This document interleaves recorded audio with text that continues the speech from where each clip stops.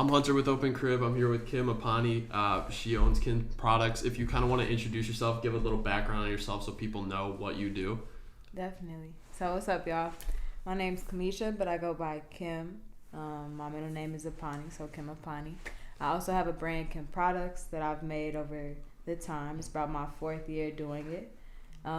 Chicago born and raised. I go to school at Parsons School of Design, my 2nd year there. And yeah. So what did you like? So do you like, I know like some designers I've talked to, they like to design, just focus in, but do you have like anything that you go to like to listen to when you're designing? Yeah, I'm like a real big fan of Lucky, and I definitely fuck with like a lot of Chicago rap. Okay. So like I feel like creative wise, like I listen to people that like give me the most creative inspiration. I definitely feel like Lucky is somebody I just like run to. Because having like the chill vibes makes me more creative, and even just like somebody like G Herbo, like I always make some decent stuff to a Herb song. Yeah, I'm not that big in I like Herb. Dirk is probably my favorite out of that scene, but Lucky is my favorite, like out of like Chicago rap. Lucky, and then I like Valet a lot too. Valet is nice. Yeah. So like you incorporate a lot, like the eye into your design a lot. Like what is the significance of that? Definitely. So when I was a shorty, the first thing that like I was taught to draw was the eye, and it just like really stuck with me because I don't know, I feel like as a kid it was always something that I appreciated because I'm like, oh, like I like the way that I do this. Right. And like me kind of like identifying my like artistry really early and just really kind of like seeing that aspect in me, like, oh, I like creative, you know, endeavors, and I like to express myself this way. So by keeping, you know, the eye incorporated into a lot of my stuff, it just kind of symbolizes like the progression, the coming out the mud type of, you know, thing, the situations where like you can draw a simple eye and incorporate it in a more complex way to make a more complex idea, like having basic design principles and like taking that to the next level as you get older.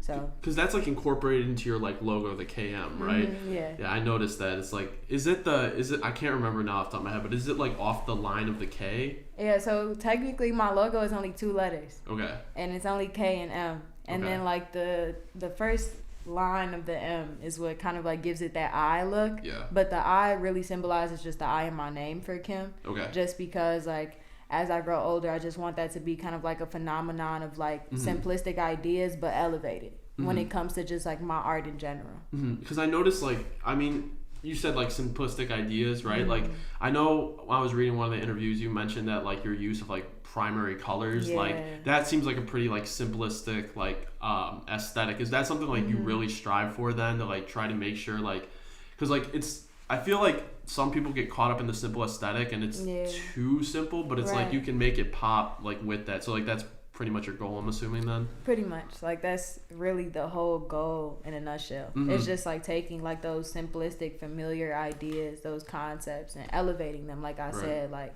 that second part of it is really, you know, why I'm here, why I do what I do, the type of art that I create. It's just like using kind of like those simple things and like seeing how you can like push the bar with it. How can you change it? How can you make it better? Right. So you mentioned that you were networking. You started networking at like high school parties, like when you were in middle school. Like, were you like? Just be outside. Yeah. So like that's dope. But also like I thought of it like, were your parents ever like, what the hell, like, or like how'd that go about? Yeah, definitely. I have the most dearest relationship with my parents. It's so interesting, but parents are parents, and my mom was actually like super overprotective, but like I was always allowed to go to like functions and parties with my dad, which was so funny. And my dad was like so much more chilled. He was just like, okay, like don't do no bad shit, like just chill out and like you can go to the parties and I'll let you like hang with your friends.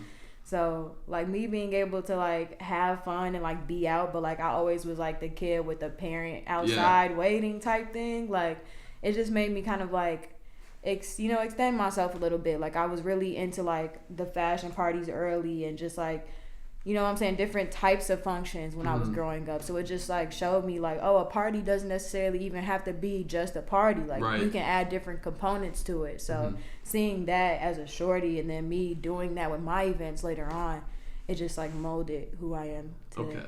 So that transitioned perfectly into my next question, because I was asking, you said the fashion parties and like transitioning in your own events. Yeah. So like your first event rookie season, like how did that kind of like come about, and like what was like the turnout for that? Were you like surprised by how well the turnout was, and like just the whole process going into that? For sure, yeah. Rookie season was like a huge blessing for me because it was my first like exhibit, and like I was really testing like the waters with like who I was as a designer. It was like my first like collection really, and I think it went really successful. Like we had over 600 attendees that day in the promontory. Yeah, for a 15-year-old artist, like it was really cool, and just to have the ability to like transform it to like a party that was like specifically catered to my age group, that everybody was chilling and it was free. Like it was just a cool environment, and everybody knew that like they were surrounded by an artist or somebody that genuinely appreciated like the different types of levels of parties and events and shit like that. So you had like the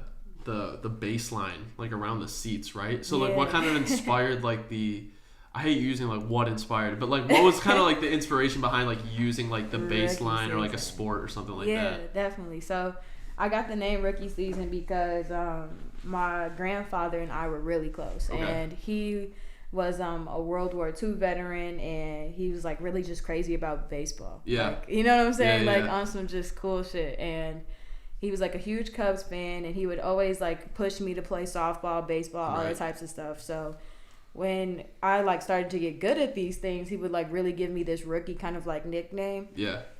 As I kind of like continued into art and I was like really starting to claim a name for myself, I just like really identified with that rookie title again. Okay. And I was just like, okay, like this is gonna be my first exhibit. Let me just call it the Rookie Season, and just like show people that like, yeah, I'm new to this shit, but like just let me show y'all what I got going on. Right. So the base idea was essentially just me trying to further visually, you know what I'm saying, communicate that. Right. Like I wanted people to see like I was a tomboy growing up. So it's not like this pretty pink runway. Like I'm gonna have y'all last stop on bases. And it just made it more authentic. It made it like very genuine. Like both of my grandparents loved baseball, so even I do. So like just having little shit like that made it more like real. No, yeah, and I think like incorporate, because like I think when you look at a lot of like fashion shows, you think it's very like tight and narrow-minded, like how it's supposed to be and everything. But I think like incorporating like unique ideas like that, I think broadens the audience, because I think more people are like, okay, this is not like how I envision it, right? And it's like an outlet in, but kind of like in your Saturday, going from event to event. So your Saturday Night Heartbreak, that one. So you're in the video you mentioned you worked on clothes for like Warhols and Vic Mensa, and that was back in 2018. So like I can only imagine like what has kind of happened since. Like where has that progress been? Like what has happened along the way? Definitely. So I feel like in 2018 I was like really doing a lot of like higher customized clients, just because I wasn't doing customized things at all really. So like the people that I was working with to get like those custom gear, and like in order to like get the stuff that I really was like making as just a special project, it just like started to get, you know what I'm saying, better in clientele. So me even like linking up with somebody like Vic and doing one jacket, and him just being like, damn, like if you're doing shit like this, let's see what else, you know, comes from that. And just me being able to further show, you know what I'm saying, my design process, the artistry with it, I think like it generally just like it gained more higher up attention, I feel like. And because I was like kind of catering to like my friends with like hoodies and sweatpants and stuff, like it really gave me time to like focus on like, you know, those one-of-one jackets that were like going to Vic for a Sprite ad, or those one-of-one jackets that were just like, you know what I'm saying, going to the right people type thing. So that's really kind of how I developed, even like when it comes to like my clientele in general. Like I'm really big on like customer loyalty. I have a lot of people that have been rocking with me since the jump. So it's like me trying to like always come up with something bigger and better, even for people that have shopped with me. Right. So I'm assuming like, obviously like you started like doing it on your own, you built this up by yourself. It's a lot of work, like networking. But I'm sure having that like at like in 2018 like was a really big like, I guess, boost of confidence, where it's like, oh yeah, like I can really like do this shit. Was there ever like kind of like a moment where you're like, I'm sure like sometimes people get it early on, but you were like, okay, damn, maybe I'm meant to do this type thing. Yeah, I feel that. That's real. Yeah, I think I think I really started to like believe in the vision when, I don't know, it was a couple of moments for me. It was one, like I had started off with customizing jean jackets that would only get sent out to like one-of-one people. So then once I started making like wholesale stuff, it started getting like a lot of more local attention. And that's when I was like getting the high school like, girl, you get products. Like, I saw you on Facebook yesterday. Like, you got this model. Like, you doing this? And it was just like, I feel like after getting a couple of those as a 15-year-old, you know, as a shorty, just like really getting recognition for what I was doing in my city type thing with people from my city.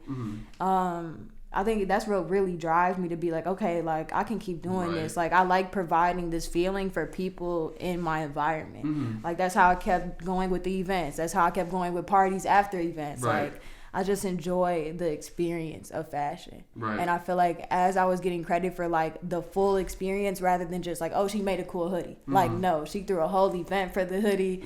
You know, had a promo for the hoodie. Like when people really like credit your full experience with it and see like the behind the stories and know what you come from with it, it just makes you like want to go harder and just like really show them like, hey, like I'm never gonna stop.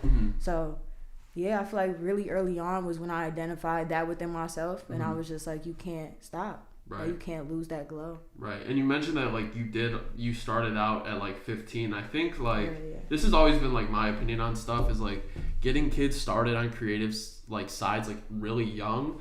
And obviously it's going to based on the opportunity that everyone has, but like I think introducing like even like production or mixing or, you know, Photoshop or Premiere, everything at like a young age allows people to like really experiment like with what they want to do. And it's like I feel like a lot of people start after high school or like start in college, and there's nothing wrong with that, but it's like there's so many people now that like do it on their own at such a young age, and it's like almost at a disadvantage like exposing certain people to like creative outlets that late. And like when you get validation when you do something at a young age, I feel like that's going to motivate you more than getting validation when you're 25, you know, trying to do something. Exactly. But definitely, I agree. So like you're saying like when you were 15, like you planned like the whole rookie season was when you were 15? Yeah. So like did you plan like pretty much the whole thing yourself then? Oh yeah. Okay. Like 100%. That's crazy. Yeah. Like there's people that are like 20 that can't do that, 25 that can't do that. Yeah, you know what it is, G, is I feel like as a shorty, I really was like very observant. Okay. Like my mom used to tell me all the time, like just watch, like don't talk, like just sit down and watch. And by me having that mentality, it made even like encounters at the corner store and seeing how like people negotiate with the people at the corner store, like having like those certain type of like experiences with other businesses really showed me like, okay, like I don't necessarily know like what this is called, like supply and demand curve, but like if I do this, more people won't want my shit, you know what I'm saying? Like in general, I feel like I had really like accomplished that early on, like that hustle, even when it comes to like just basic business knowledge. I was really teaching myself like my website and e-commerce, all that shit super early, because I was just like what's to it, like I don't know, it was just that drive to like really create something bigger, if anything. And I feel like if you have that while you're younger, or like can see that for yourself, like the more that you just like pick up the smaller tasks to get the bigger things done, then like eventually the shit will get done. Like I was having those events because I'm like, I know eventually I'll be doing this in museums, and eventually I'll be doing this in huge halls or some shit. So it's like, you know what I'm saying? I feel like I was just like always focused on the process, and that's something I'm really big on too. Is just like everybody gotta earn their keep. Like I've been a little nigga for a long time, but I'm growing up. You know what I'm saying? Like I'm staying consistent. Everyone's gotta pay their dues. Yeah. Exactly. So it's like there's no handouts in this shit. And like even just like keeping and staying consistent with the vision, like it just pays off later. Yeah, a lot of people I feel like, and like you see in the creative scene, like look for validation like short term, and like when you're starting out, you're not going to get that for 6 months to a year, like usually. And it's like, but it's like once you break that like no validation, you start getting like the like, I'm trying not to use the word validation again, but I can't think of it. You start getting validation, and it's like it gets easier, and stuff starts getting better and quicker, starts moving faster. I think that first year really just like breaks people, you know.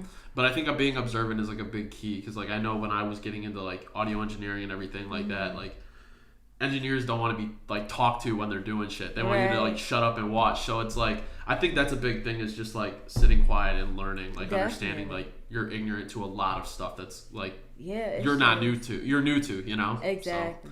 So in one of your interviews you mentioned that you love the DMV. Why do you love the DMV? I've never been out that way. That was low-key a long time ago because I had like just went to the DMV Okay. But I haven't been to the DMV since, but like no shade to the DMV. I get customers out there, so rocking with y'all. But the DMV is cool. I just like traveling. Yeah. Like I like getting out the mix. Like even the fact that I'm from Chicago and I went to school in New York, like I like moving around. So it's like when I was a shorty, I was like used to go on like college tours and like you know what I'm saying, all different types of small trips, and it just like really shapes me to be versatile like when it comes to even just like our country and looking at America as like, oh, like this is a whole market, like everywhere, every city, like so me getting those experiences out of town and even like peeping the DMV style and being like, oh, this is not even that far off from Chicago. Like I think that's what always kept me interested in a lot of other cities, was just like I said, like that observing, you know, and just like really peeping game. Because that's really what started my brand. Like I peeped game in California, what they was doing with patches. And I'm like, ooh, like, let me come make this, you know, my way in Chicago, and like really just made it into something totally different. So I've never been to New York. I went to LA with Tinley and Kendall, who's not here right now, in July for the first time. And I've been trying to get into traveling. Like I really like Atlanta, like it's a super dope city. I haven't been to Atlanta yet. Atlanta is dope. It's like not what I thought it would be, to be honest. Like it is like, it's like it's like a little bit more spread out than I would have thought. I thought it would be like a little bit more like compact, but there is like a bigger downtown area. But they just have like a bunch of little like, I don't want to say like neighborhoods similar to Chicago where it's like spread out, but they do have those like areas. The counties, what they call them, like the I think I'm trying to remember, but they do have like just the little towns right outside. Like I know like there's like Buckhead, which is really cool and everything like that. But definitely trying to get out to New York sometime soon because I didn't travel much growing up.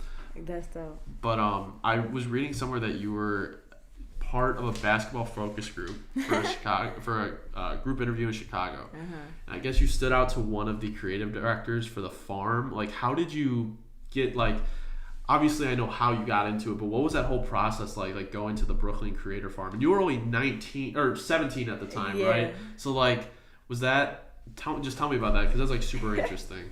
It was dope. It was such a very, very good experience. And shout out to Dennis, shout out to the whole Adi team. Like, I still have so much love for them. And I do keep in contact with them, too. And really, like, basically what it was is I got a very good opportunity.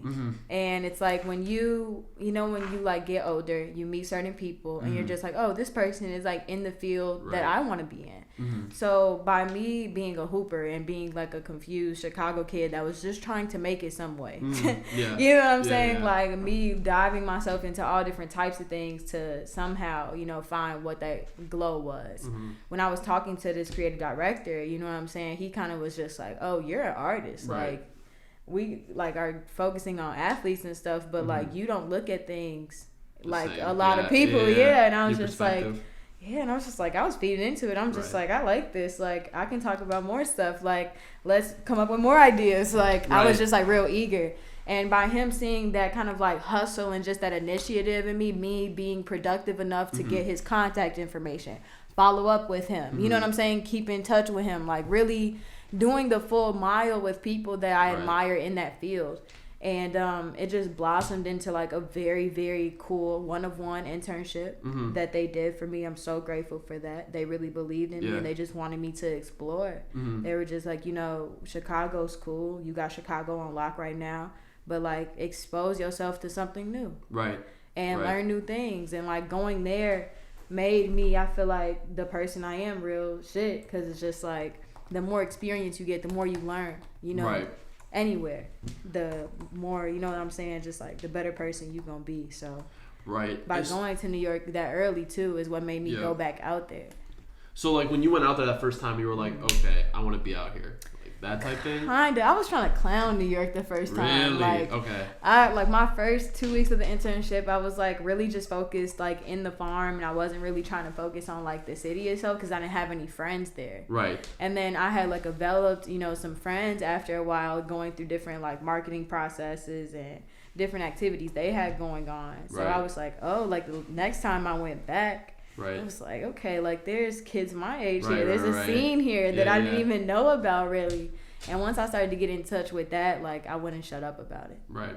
So like, what is the main? Because like I said, I haven't been. Like, what is the main differences from Chicago to New York? Because from what I've heard, a lot of people just say it's like a bigger, dirtier Chicago. But yeah, it's like it's kind of like that. It's definitely way more crowded. Okay. Like imagine like Chicago, but like no space. Like no. Okay, because I will say like Chicago for being a big city is like pretty doable with like the amount of nature, people here. You see green grass. Like in New York, it's like house on top of house. They don't have alleys out there either, no, right? That's weird to me. That is so weird to me that they don't have alleys. There's no room for that shit. The blocks are like like just super compact. Super. Everything's a lot more expensive out there too, right? It is. Okay. It's just taxed because it's like Chicago for me. To me, how I look at it is like it's pretty affordable for right. like a big city. It is. But New York, it's like whatever a Chicago price is, like add $1.50, like for absolutely anything, like even more probably, but. New York definitely be taxing. Yeah, I would imagine. Because, like, even, like, I was just checking out apartments out there just, like, for fun. Crazy. And I was like, oh, my Lord. Crazy. I was like, I can't live out there for a long time. Crazy. The worst thing to get in New York is a pack of Backwoods. Why? Boom, I said it. Because that shit is, like, nothing less than $14. Like $14? Yes, you cannot find... Unless you go to, like, Brooklyn, you can find some, like, probably, like, $11, $12 packs. But getting Backwoods in New York, that's how you know they just taxed. Right. Like, that's ridiculous. the weed in New York is taxed. It's outrageous. New York is funny. Do they have it recreationally out there yet? No, I don't think it's so. It's just medically. No, it's just like they have like these like like they have these like edible trucks. Okay. That like run around, but like none of them are actually gonna get you high. So that's just like probably CBD literally, shit. Yes. So. That's weird. I thought they would have got to us before. Like, they would have got to it before Chicago. Yeah, they're low-key starting. I will say that. Because, like, there's some medical dispensaries in there for sure. But they're just, like, on super lock. Oh, like, my thing is, like, the revenue they would bring in from that. I don't know why they haven't done it already. But, I mean, I don't know. But, so, like, you would say, like, overall, like, just from, like, what you said, like, your experience with Adidas has been, like, overwhelmingly positive. Yeah. Because I know Tinley's worked with Adidas. He just positive things. I worked with Adidas at my old job. It just seems like they really focus on people. Almost. They like there's always a bottom line with like a company that big, but it's like I feel like they are one to like a little like bend a little bit more to like for sure. Not please people but like work with people, you know. But like you said in one of an interview with Adidas that or like a interview Adidas posted that not enough credit is given to the art scene in Chicago, and that's something that I have like been super adamant about. It's like it's super upsetting to see Chicago get overlooked like all the time when it's like it produces so much, and it's just frustrating. Like, what do you think would be like I mean, obviously you wouldn't have all the answers, but almost like a remedy to try to help like push the scene to a more prominent view? I definitely feel that. I mean, before I even talk about a remedy, I feel like we just need to really address the problem. Right. Like, Chicago artists are really the main ones in this shit. Like, really, they're dominating all this shit. And, like, I just feel like when it comes to the city, like, the real community aspect of Chicago, that's what's not getting attention. Like, Dirk and Polo and all they ass, they're getting attention. Right. But it's like, what's coming back home, right? And like what's happening to like the next Polo, what's happening to the next, you know what I'm saying, like next up, right? Like there's no type of like support for that. And like somewhere like Atlanta, like when people are like in that second stage and like they're about to pop off or like they're getting that community support and like they're ready to go, I feel like the process is smoother to like, you know, transition to like finally making it up. Chicago is just like so doggy fucking dog. Nobody can trust anybody. Everybody thinks everybody's on hot shit. So it's just like the way that like we interact and the way that we even like genuinely grow as artists and people is like disrupted by like our city not getting enough resources and attention. So it's just like that's, you know what I'm saying? It's like a whole different type of problem within itself. There isn't like that's something I have noticed is like there's really not a cohesive scene. Yeah. It's like it's very like cliquey out here. Like there's a ton of like little scenes. So I just like I've just it's kind of upset me because it's like I love the Chicago, I love the scene and everything like that. And it's just frustrating like seeing that it get overlooked and like how do you bring these people, like how do you bring everyone together, like how do you bring people together, right? You know? And I feel like that would be the closest thing to a remedy, right? Low key is just like people like me that just go back and forth, right? And like really like bring shit back and forth and really bring opportunities and people and full sets. Like shout out to Vic, but he just brought like a nice amount of people out for one of his videos. And like just seeing so many like people, like even getting snacks at the corner store, right? Like a video bringing money to communities in Chicago, like little shit like that, like more shit getting filmed here, like stuff like that to really like increase the attention and just the resources that we have would be the only remedy to it. Like people from Chicago have to keep doing shit in Chicago, right? People from Chicago have to keep promoting Chicago. A lot of people leave as soon as they get off, so. And I mean, I feel that too because Chicago hot as hell, and it's like we're from Chicago, so we know we're not slow. Like we're not slow. Like we know how this goes, but it's just like that aspect of like the emotional wheel. Like Chicago has made us into everything we are as creatives, but we have to give back to the next generation, the next group, the next, you know what I'm saying, the next round of people that get to have their shine or their ideas out.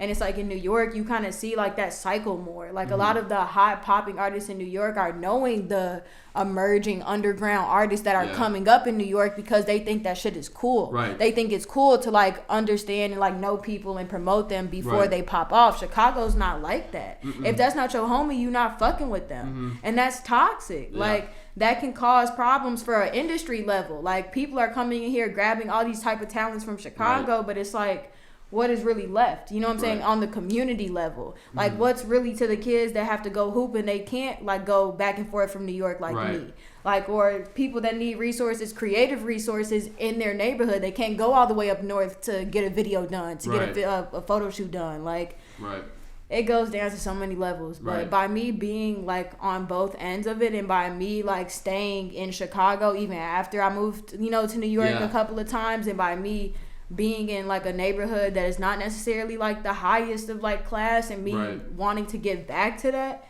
like it's just that cycle. It's that emotional bank that you do with anything. That's just how I view my city at this point. I was talking about this with someone not too long ago. There's like and not this exact subject, but something similar. And it's like there's so many variables involved with this, and it's like as much as one person can do, it's gonna take like a really big like team and city effort to really build it. Take years. And like that's the thing, is it could be like a LA, it could be like a New York, in my opinion at least. Like I just see the talent and like the people that are here, like how hardworking they are and everything like that.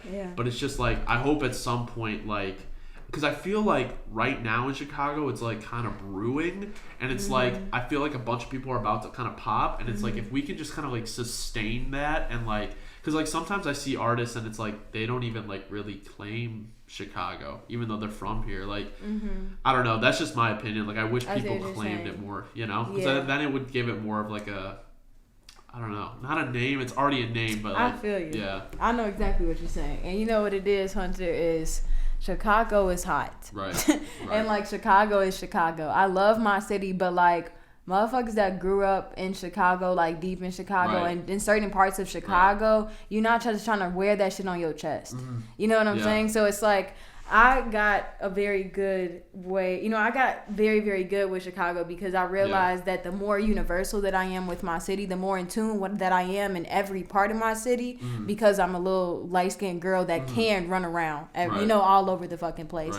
Not everybody can do that. You know what I'm saying? So it's just like, by me understanding like the whole city made me like have a different type of love for it. Everybody don't got the opportunity like people fuck with they part of Chicago a certain type of way, but it's not like everybody is trying to just like use Chicago to like give them that boost. It's just like it's not even needed in some cases too. But I definitely see what you're saying. And that's exactly what I meant when I meant there was like so many variables to it. Like you can't just like, there's not one solid answer. Like there's so much that goes into it, and it's like it's just like it's gonna take a long time, and it's gonna take a lot to make it be like that. Yeah. But so where did you kind of get that phrase, Chicago creates legends?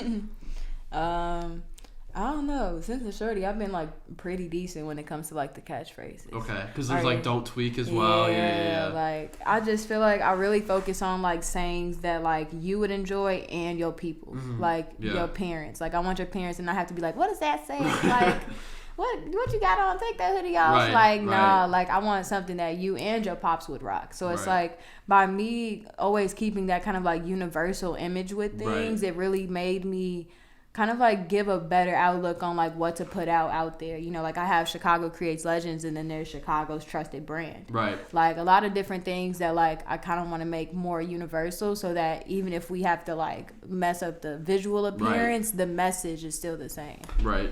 So going off that kind of like always study how Kobe used his left. Is that like was he like kind of like a role model, like inspiration in like terms of like work ethic or something like that? Yeah, I don't know any black kid that would say that like Kobe didn't inspire them, honestly.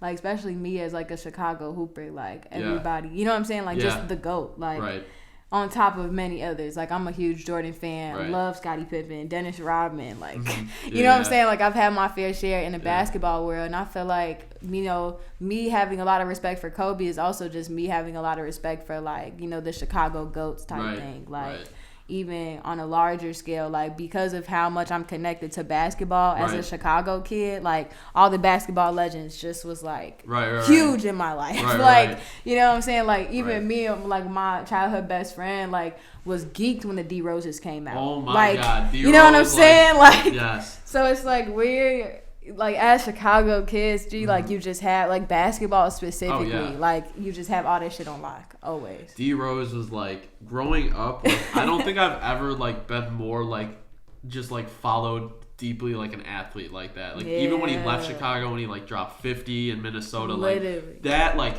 hit me. I was like, oh my god, like this was like.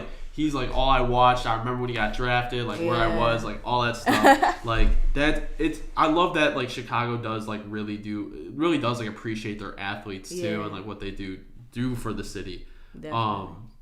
So like you mentioned you had the Brooklyn like Creator Farm, and like now you go to school. Well, we talked about it before, but like it's closed right now. But like the Parsons School of Design. So like what is school like when it is like happening? Like how do you manage like your brand and all that? Yeah, it was interesting because I really got like more like a 3/4 of a freshman year. Okay. So like I only have like a 75% like perspective on it, but me living in New York, going to school and like managing everything, I think was very stressful. Okay. Because for one, like I move kind of like real independent, but sometimes it's self-sabotage. Okay. And sometimes I'll be moving so fast that I don't reflect enough on like realistic time management, organization, like all of these things that a freshman college obviously falls to fault to. But I feel like as a freshman, like I definitely see how like even just like scheduling was like really impacting me and my brand even like during my freshman year. But by me being in such a resourceful city, and by me always having like that hustle, that grind in my, you know, just like through my blood, I just like realized that it doesn't necessarily have to be perfect. It just has to be consistent. And that's what I really focused on, was like giving people a consistent gear, giving people like customer satisfaction, like really paying attention to those people that come back and buy another hoodie, and really just like even like quality, like all that type of stuff. Like it was like real hectic, but I learned a lot. And I feel like I really tried, like I said, I really tried to focus on just like the process, as I always do, and just always focus on the next step, always focus on what I can do, you know what I'm saying, the next level. Like I came up with the Shy Archives collab in like 2019 when I graduated high school, and didn't even like mess with it, get a sample done until a year later. So it's just like, I don't know, like New York really put me in that like mode of just like constant creation and like consistent creation. So although it was a little messy and it was kind of just like, you know, sporadic, a little hectic, it was still like very beneficial. And like even as an individual, like I've learned so much about myself, like going to school, being away for a year. I feel so sorry for like all the freshmen that are like not able to experience that shit. But by me like just having that 1 year really being locked in New York, I wish it was 4. Yeah. But just me being locked in, like that's really all it was. I think it's like when you get put into like that environment in New York, I was living in Manhattan. Okay. So like just seeing people up like 24 hours. Always working. Always. Like you just get in that mentality and it's like really natural out there. I think like that's like a big thing as a creative, and that's something I've learned over the last like 2 years is like when you're consistent and you get in a groove, like it's best just to like, even the days you don't want to, those are days you like have to type thing, because like if you get out of that groove, it's like you got to restart the cycle all over again. It's super frustrating. So I think like being consistent, and that's something like I said I've learned. I know like people on my team have learned, but I think that's like a super valuable like tip to anyone that's really starting to create. 100%. So I just kind of thought of this because we were talking about Kim products and your brand. Like I remember like in high school going to all the stores like Juggernaut, Leaders. Is that something that you eventually want to do? Like have a store for your products? Yeah, so definitely agree with you and like definitely can relate. Like I personally was like a huge Fat Tiger kid. Okay. Like that's what I was like running in and out of with every single dollar to my name. But Leaders definitely, you know, very impactful to Chicago. Same with Juggernaut. Shout out to them. I don't necessarily see myself doing what they did just with a physical store, just because like the world is very different. Oh yeah. And I'm very different as an artist. Okay. Like a lot of people, you know, like obviously Kim Products is very much Kim. Right. And like Kim is just a piece of Kamisha, which is me. You know what I'm saying? So it's like there's just so many different levels to like the brand that I'm building, you know, in multiple directions. Like I've done events and stuff. So like if I do ever get like a space, it's going to be a venue space that we can get turned when we need to. You know what I'm saying? Like it may not be a real store, but it might be a venue that like I'm letting all the little homies have their events in, because even the shortage of venues in Chicago are outrageous. So it's just like I don't know if I'll go the same route that they did, because I obviously would just want to like keep going and go to that next level. Like I'm younger than all of them. Like in respect to all of them, but like those the big homies now. So it's really my job to establish myself to be on that type of, you know, that type of time within the next 5 to 10 years, like big moves type shit. So longer down the line, I definitely have some more like physical Chicago moves. Like I definitely plan on owning some land. I definitely fuck with real estate really heavy.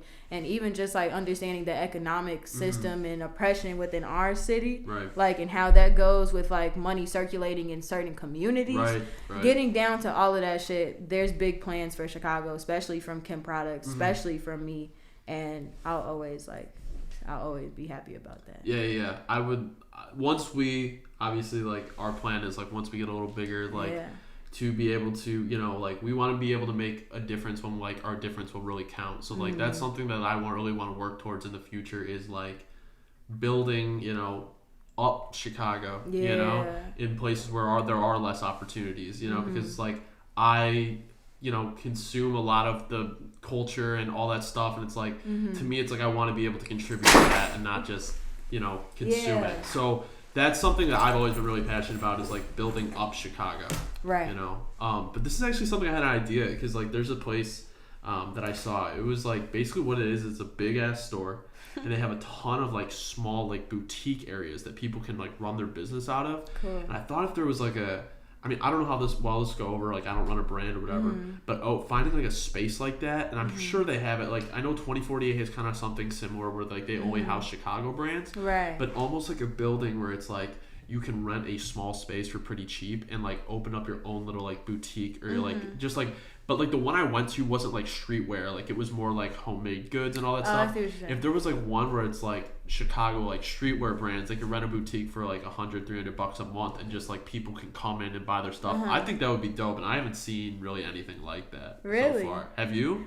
I'm not gonna lie, New York is, like, you know... It's like that? It's like that. Okay, like, I did not know that. New York like that. Like, there's this... I always forget the store name, and I'm so sorry, Jay. Shout out to Jay. But there's this store in Soho that literally has that exact same model. And it's something... I think it's like the Soho Market is what it's called. Right. But like you walk in and like each person has kind of like their measurements out, and they get to make full displays of like their art, and they sell shit, and it's like super packed, but it's like really cool, and it's like mostly streetwear, hype beast shit, vintage stuff, like jewelry, like all types of like actual, you know, shit that you would want to see. So that's downtown New York. Now if you go underneath that, they have like this one store that actually has sold some of my products, so shout out to them. But they basically do it by rack. So like you can have a rack for a month, and you can sell your products out of there, come to the store however many times you want, and essentially be your own promoter, you know, have your own spot in Soho for people to come and do what they have to do. And I think they only take like a small percentage out, so it's just like, you know, really literally it's the opportunity that you were talking about, but that's in Soho, New York, and if somebody did that in Chicago, I'm sure it would be kick-ass. I would love to get an opportunity like that. Super dope. Super. I wouldn't know how to start. I don't know how to do it, but I would start with somebody like we put the big corporations money and let them just splurge. So I pretty much don't have.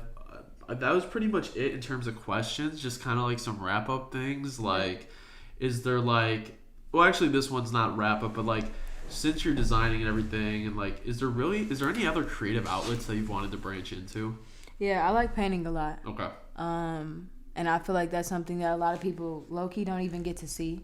But like I've been painting since a shorty, and like did that start with the jean jackets? Yeah, kinda? Exactly. Like every single one of my jean jackets was painted. Okay. And even when I transitioned into like hoodies and shirts and stuff, I used to hand paint every single product. Okay. So I've been painting forever, and it's like, I think the older I get, the more I just really want to experiment with that. Like honestly, truly, I would love to just like be a fine artist and just like be able to do canvases all the time, and have that be a part of like my personal brand and my personal identity, and have Kim Products live on for Chicago in its whole other way.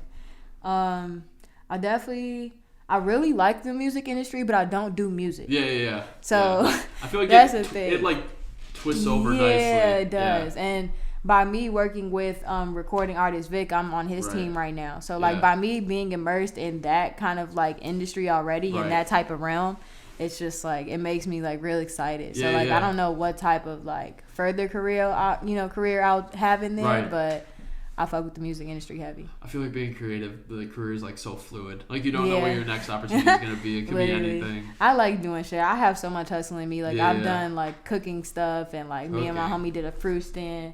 Is that the Shy Concessions? Yeah, Shy Concessions, And that really just got started by, like, me and my friend that really wanted to show, like, fresh produce. Yeah. You know what I'm saying? Like, in the hood at that time. And, like, me and him made it happen. We did it all summer, wrapped it up, and called it a day. Like, it was something to just, like, help communities in need when they needed it. Once grocery stores opened up, we kind of just, like, have been filling in the spots that we need. That's super dope. I think that the whole idea behind it is like really sick. And, like, it is. It was a cool little thing that we had going on for the summer. Yeah, because I remember seeing that quite a bit actually, like all over some stories and all of that. But so what is coming next for you and Kim Products, like 2021, just anything in the future? Definitely. So while I'm here, huge shout out to the Kim Products team. I was like thinking about like talking to them about this, but I just like recently established like a real solid team of interns and managers that I've been working with for a while now, and they're pretty dedicated to my vision with Kim Products. They're pretty dedicated to the vision of